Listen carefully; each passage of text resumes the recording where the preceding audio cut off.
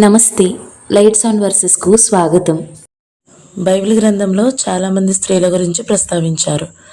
అయినప్పటికీ ఇప్పుడు మనం మొట్టమొదటి ప్రవక్తనిగా పిలువబడిన మిరియాము గురించి ఈ వీడియోలో తెలుసుకుందాం. ఒక అమ్మాయి ఎవరికంటా పడకుండా జమ్ముగడ్డి చాటున నిలబడి చూస్తుంది. మెల్లగా పారుతున్న నైనుల నదిలో ఆ అమ్మాయి ఊపిరి బిగబట్టుకుని నిల్చుంది. తన చుట్టూ పురుగులు ముసురుతున్నా చాలాసేపటి నుండి కదలకుండా అలాగే చూస్తూ ఉంది. తన కళ్ళన్నీ ఒక పెట్టె మీద ఉన్నాయి. నీళ్లు వెళ్లకుండా తయారు చేసిన ఆ పెట్టెలో పసిపిల్లాడైన తన తమ్ముడు ఉన్నాడు. నీళ్లలో అలా అనాథగా ఉన్న తన తమ్ముడిని చూసి ఆ అమ్మాయి కడుపు తరుక్కుపోయింది. అయినా తన అమ్మానాన్నలు చేసిన ఈ పని సరైనదేనని ఆ అమ్మాయికి తెలుసు. ఎందుకంటే జరుగుతున్న దారుణం నుండి తన తమ్ముడిని కాపాడాలి అంటే ఇది ఒక్కటే దారి. ఈ అమ్మాయి వయసుకు మించిన ధైర్యం చూపించింది. ముందు ముందు ఇంకా చూపిస్తుంది. అప్పుడప్పుడు తన లేత మనసులో విశ్వాసం అనే ఒక అందమైన లక్షణం చిగురిస్తుంది. ఇప్పుడు చేయబోయే ఒక పనిలో అలాగే తన జీవితం మొత్తంలో ఈ లక్షణం స్పష్టంగా కనిపిస్తుంది. ఈ విశ్వాసం వల్లే వయసు పైబడ్డాక కూడా ఇశ్రాయేలీల చరిత్రలో చాలా ఆసక్తికరమైన అద్భుతమైన విషయాన్ని చూడగలిగింది. ఆమె ఎవరో కాదు, మిరియాము. మిరియాము తన ఐగుప్తులో బానిసలుగా ఉన్న అమ్రాము, యొకేబేదు అనే హెబ్రీ జంటకు మొదటి సంతానం. ఆ పెట్టెలో ఉన్న తన తమ్ముడికి తర్వాత మోషే అని పేరు పెట్టారు. ఆ బాబుకి అహరోను అనే ఒక అన్నయ్య కూడా ఉన్నాడు. అప్పటికి అహరోను వయసు దాదాపు 3 ఏళ్లు. మిరియాముకు ఎంత వయసు ఉంటుందో మనకు ఖచ్చితంగా తెలియదు, కానీ 10 ఏళ్ల కంటే తక్కువే అని చెప్పుకోవచ్చు. మిరియాము చాలా గడ్డు పరిస్థితుల మధ్య పెరిగింది. తన ప్రజలైన హెబ్రీల నుండి ఆపద వస్తుందని ఐగుప్తీయులు అనుకున్నారు. అందుకే వాళ్లను బానిసలుగా చేసుకుని అణిచివేశారు. అయినా వాళ్ల సంఖ్య రోజురోజుకు పెరుగుతూ పోవడంతో భయపడిన ఐగుప్తీయులు దారుణమైన ఒక కుట్ర పన్నారు. హెబ్రీయులకు పుట్టిన ప్రతి మగబిడ్డను వెంటనే చంపేయమని ఫరో ఆజ్ఞాపించాడు. కానీ షిఫ్రా, పూయా అనే 2 మంత్రసానులు గుట్టుగా మగపిల్లల్ని బ్రతకనిచ్చారు. మిరియాము తన అమ్మానాన్నలు చూపించిన విశ్వాసాన్ని కూడా గమనించింది. అందంగా ఉన్న తన 3వ బిడ్డ పుట్టక అమ్రాము, యొకేబేదు 3 నెలల పాటు పిల్లాన్ని దాచిపెట్టారు. ఫరో ఆజ్ఞకు భయపడి వాళ్లు ఆశలు వదిలేసుకోలేదు. అయితే అలా ఎక్కువ రోజులు పసిపిల్లవాడిని దాచి ఉంచడం అంత తేలికైన పని కాదు. అందుకే మనసుకు కష్టంగా అనిపించిన వాళ్ళు తమ బాబు విషయంలో త్వరగా ఏదో ఒకటి చేయాలి. ఆ బాబును కాపాడగలిగే, పెంచగలిగే సామర్థ్యం ఉన్న వ్యక్తి కంట్లో పడేలా చేయాలి అని యొకేబేదు అనుకుంది. ఆమె జమ్ముగడ్డితో ఒక పెట్టెను తయారు చేసి దాంట్లోకి నీళ్లు వెళ్లకుండా తారు కీలు పూసింది.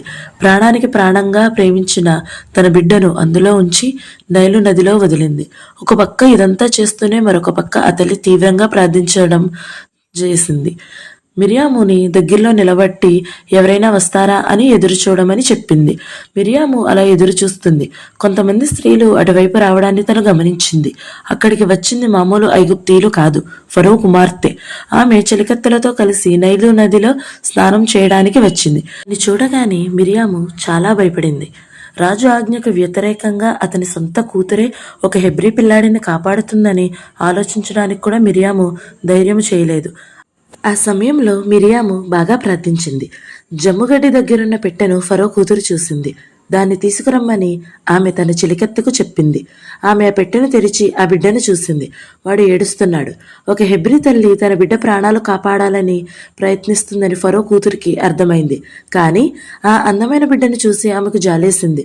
మిరియాము రెప్ప వాల్చకుండా ఇదంతా చూస్తుంది. ఫరో కూతురు ముఖ కవళికల్ని బట్టి ఆమె ఆ బిడ్డను కాపాడాలనుకుంటుందని మిరియాముకు అర్థమైంది. యెహోవా మీద తనకున్న విశ్వాసాన్ని చేతల్లో చూపించే క్షణం వచ్చిందని ఆ అమ్మాయి గుర్తించి ధైర్యాన్ని కూడగట్టుకుని వాళ్ళ దగ్గరికి వెళ్ళింది.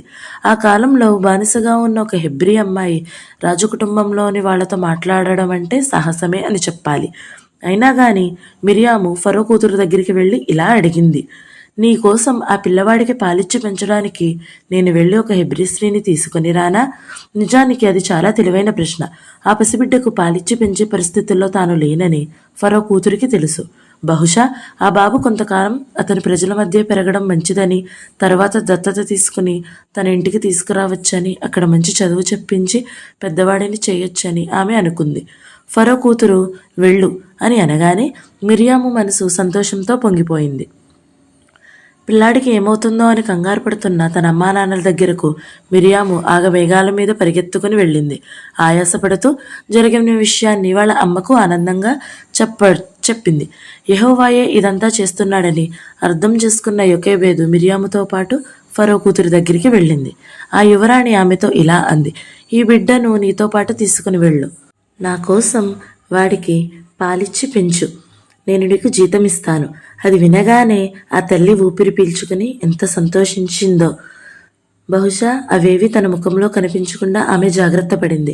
ఆ రోజు మిరియాము తన దేవుడైన యెహోవాను గురించి ఇంకా బాగా అర్థం చేసుకుంది.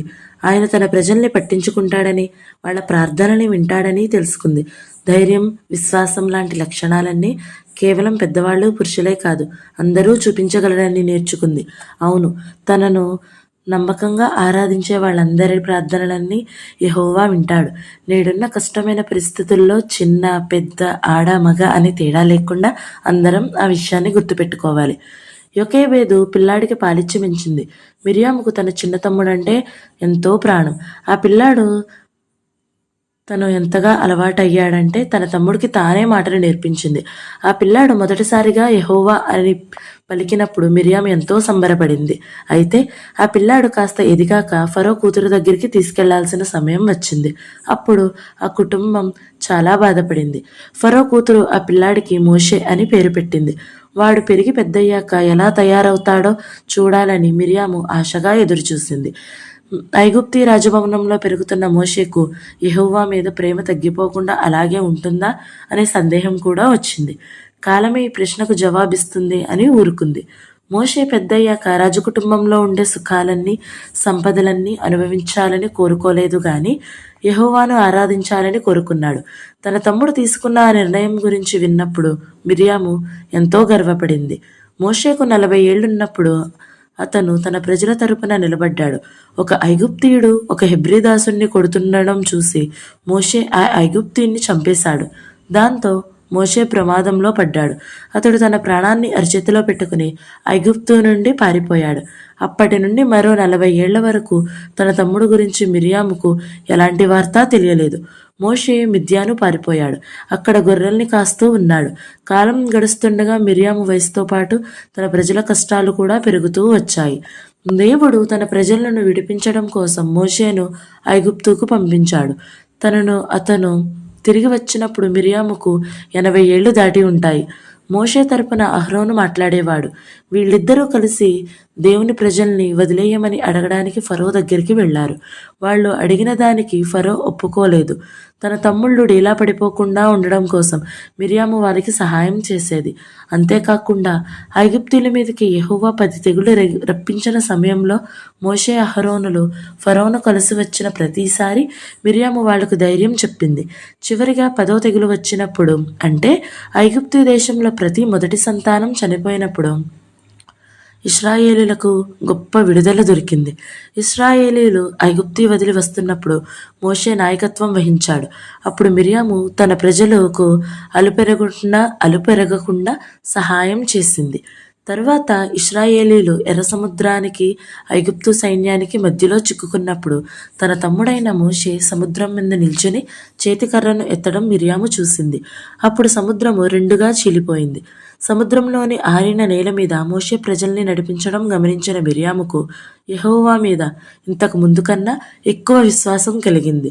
తను ఆరాధించే దేవునికి ఏదైనా చేసే శక్తి ఉందని, ఇచ్చిన మాటను నిలబెట్టుకునే సామర్థ్యం ఉందని ఆమెకు అర్థమైంది. కాసేపటికి ఇశ్రాయేలీలందరూ క్షేమంగా అవతలి ఒడ్డుకు చేరుకున్నారు. ఆ తరువాత 2 పాయలుగా విడిపోయిన సముద్రం కలిసిపోయి ఫరోను, అతని సైన్యాన్ని ముంచివేసింది. అది చూసినప్పుడు ప్రపంచంలోని శక్తివంతమైన సైన్యం కంటే యెహోవా ఇంకా శక్తివంతుడు అని మిరియాము అర్థం చేసుకుంది. ప్రజలందరూ యెహోవాకు పాట పాడాలని అనుకున్నారు. మిరియాము పాడుతుంటే మిగతా స్త్రీలందరూ ఆమెను అనుసరించారు.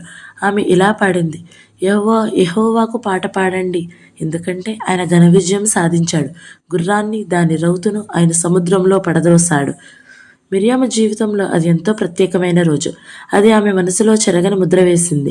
ఆ సంఘటన గురించి చెప్పినప్పుడు బైబిల్లో ప్రవక్తిని అని పిలుస్తోంది. బైబిల్లో ప్రవక్తినిగా పిలువబడిన మొట్టమొదటి స్త్రీ మిరియామే. యెహోవాకు ప్రవక్తినిగా సేవ చేసే అవకాశం దొరికిన కొంతమంది స్త్రీలలో మిరియాము ఒకరు. ఇది మనకు ఈ విషయాన్ని గుర్తు చేస్తుంది. అదేంటంటే మనం వినయంగా చేసే పనులన్నీ మనం చూపించే ఓపికను, తనను స్తుతించాలనే మన కోరికను యెహోవా గమనిస్తాడు, దీవిస్తాడు. పెద్దవాళ్ళనైనా, చిన్నవాళ్ళనైనా, ఆడవాళ్ళనైనా, మగవాళ్ళనైనా అందరూ యెహోవా మీద విశ్వాసం ఉంచవచ్చు. అలా విశ్వాసం చూపిస్తే యెహోవా సంతోషిస్తాడు. ఆయన దాన్ని ఎప్పుడూ మర్చిపోడు. తప్పకుండా ప్రతిఫలం కూడా ఇస్తాడు. అయితే ప్రత్యేకమైన నియామకం వచ్చినప్పుడు ఆశీర్వాదాలతో పాటు ప్రమాదాలు కూడా ఉంటాయి. ఇశ్రాయేలీలు బానిసత్వం నుండి విడుదలయ్యే సమయానికి స్త్రీలలో మిరియాముకు ఒక ప్రత్యేకమైన స్థానం ఉంది. అది ఆమెలో గర్వం కూడా తెచ్చిపెట్టింది. ఒక సందర్భంలో ఆమె ఆ లక్షణాలన్నీ చూపించింది. ఇశ్రాయేలీలు ఐగుప్తు నుండి బయటకు వచ్చిన కొన్ని నెలలు గడిచాయి. మోషే దగ్గరకు తన మామ ఇత్రో, భార్య సిప్పోరా, 2 కొడుకులు వచ్చారు. మోషే 40 ఏళ్ల పాటు మిద్యానులో ఉన్నప్పుడు అతడు సిప్పోరాను పెళ్లి చేసుకున్నాడు. సిప్పోరా కొంతకాలం ముందు మిద్యానులో ఉన్న తన కుటుంబం దగ్గరకు వెళ్ళింది. ఇప్పుడు ఇత్రో వాళ్ళని తిరిగి మోషే దగ్గరకు తీసుకొని వచ్చాడు. తమను ఐగుప్తు నుండి బయటకు నడిపించిన వ్యక్తి భార్యను చూడాలని బహుశా చాలా మంది అనుకుని ఉండొచ్చు.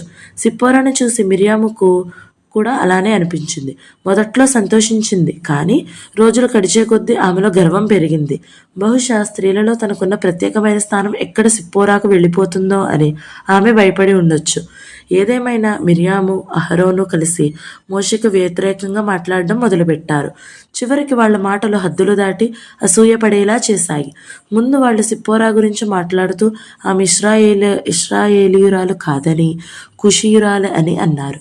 అంతటిలో ఆగకుండా వాళ్ళు మోషే మీద కూడా సణుగుతూ ఇలా అన్నారు: యెహోవా మోషే ద్వారా మాత్రమే మాట్లాడతాడా? మా ద్వారా కూడా మాట్లాడతాడు కదా అని అనుకున్నారు. మిరియాము, అహరోనుల మనసు ఎంత విషంతో నిండిపోయిందో వాళ్ళ మాటల్లో తెలుస్తుంది. యెహోవా మోషేను ఉపయోగించుకోవడం వాళ్లకు నచ్చలేదు. అధికారం, పలుకుబడి తమ చేతుల్లో ఉండాలని వాళ్ళు కూడా కోరుకున్నారు. ఎందుకంటే పెత్తనమంతా మోషేనే చెలాయిస్తూ అందరికన్నా తానే గొప్ప అన్నట్టు ప్రవర్తిస్తున్నాడు. మోషేలో కొన్ని బలహీనతలు ఉన్నాయన్న మాట వాస్తవమే, కానీ అతను గొప్పలు చెప్పుకుని గర్వపడే మనిషి కాదు. అతని గురించి బైబిల్లో కూడా మనం చూస్తాం. మోషే భూమి మీద ఉన్న వాళ్ళందరిలోకెల్లా అత్యంత సాత్వికుడు. ఏదేమైనా మిరియాము, అహరోనులు చేసింది మాత్రం చాలా పెద్ద తప్పు.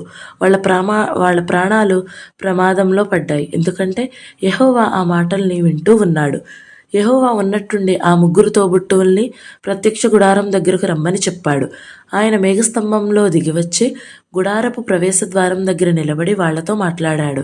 యెహోవా మిరియాము, అహరోనుల్ని గద్దిస్తూ మోషేతో తనకున్న ప్రత్యేకమైన సంబంధాన్ని వాళ్లకు గుర్తు చేసి అతని మీద తనకు ఎంతో నమ్మకం ఉందో చెప్పాడు. అలాంటిది నా సేవకుడైన మోషేకి వ్యతిరేకంగా మాట్లాడడానికి మీరెందుకు భయపడలేదు అని యెహోవా నిలదీశాడు.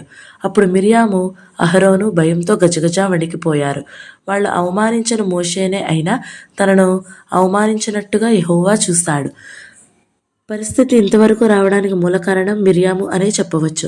ఆమె తప్పుగా ఆలోచించడంతో పాటు అహరోను కూడా తనకే వత్తాసు పలికేలా చేసింది. అలా వాళ్ళిద్దరూ కలిసి తమ మరదల్ని ఆడిపోసుకున్నారు. ఇద్దరిలో మిరియాముకే ఎందుకు శిక్ష పడిందో దీన్ని బట్టి అర్థం చేసుకోవచ్చు. యెహోవా ఆమెకు కుష్ఠవ్యాధి వచ్చేలా చేశాడు. ఆ భయంకరమైన వ్యాధి వల్ల ఆమె చర్మం మంచు అంత తెల్లగా మారిపోయింది. వెంటనే అహరోన్ తన తప్పు తెలుసుకుని మేము చాలా తెలివి తక్కువ పని చేశాం అని అంటూ యెహోవా తమను క్షమించేలా వేడుకోమని మోషేను బ్రతిమలాడాడు. అప్పుడు సాత్వికుడైన మోషే యెహోవాను ఇలా వేడుకున్నాడు: దేవా, దయచేసి ఆమెను బాగు చేయి. మోషే, అహరోనులు తమ అక్కకు జరిగింది చూసి చాలా బాధపడ్డాడు. తను బాగవ్వాలని ఎంతో కోరుకున్నాడు. దీనిని బట్టి మిరియాములో లోపాలు ఉన్నా తనంటే వాళ్ళకి ఎంత ఇష్టమో తెలుస్తుంది. యెహోవా ఆమె మీద దయ చూపించాడు. తప్పు తెలుసుకున్న మిరియామును బాగు చేశాడు.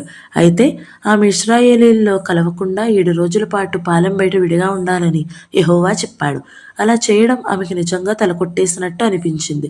ఎందుకంటే దేవుడు ఆమెకు క్రమశిక్షణ ఇస్తున్న సంగతి అందరికీ తెలిసిపోతుంది. కానీ విశ్వాసం వల్ల ఆమె అవమానాన్ని తట్టుకోగలిగింది. తన తండ్రి అయిన యెహోవా న్యాయం గల దేవుడని, తన మీదున్న ప్రేమతో ఆమె క్రమశిక్షణ ఇస్తున్నాడని ఆమె మనసుకు తెలుసు. అందుకే యెహోవా చెప్పినట్టు చేసింది. ఆమె 7 రోజులు ఒక్కతే పాలెం బయట ఉంది. ఆమె తిరిగి వచ్చేంత వరకు ఇశ్రాయేలీయులు అక్కడి నుండి బయలుదేరలేదు. తిరిగి పాలెం లోపలికి తిరిగి వచ్చేటప్పుడు వినయంగా వెళ్ళడం ద్వారా మిరియాము మళ్ళీ తన విశ్వాసాన్ని చూపించింది. యెహోవా తను ప్రేమించిన వాళ్లకు క్రమశిక్షణ ఇస్తాడు. ఆయన మిరియామును ప్రేమించాడు కాబట్టే ఆమె గర్వం చూపించినప్పుడు సరిదిద్దాడు. దానివల్ల మొదట్లో బాధపడినా ఆమె తన ప్రాణాన్ని కాపాడుకోగలిగింది. మిరియాము వినయం చూపించి క్రమశిక్షణని తీసుకోవడం వల్ల యెహోవా ఆమె చేసిన తప్పును మరిచిపోయి ఆమెను తిరిగి చేర్చుకున్నాడు. ఇశ్రాయేలీయులు ఎడారిలో ప్రయాణించడం ముగిసేంత వరకు ఆమె జీవించింది. సీను ఎడారిలో కాదేశు దగ్గర ఆమె చనిపోయింది.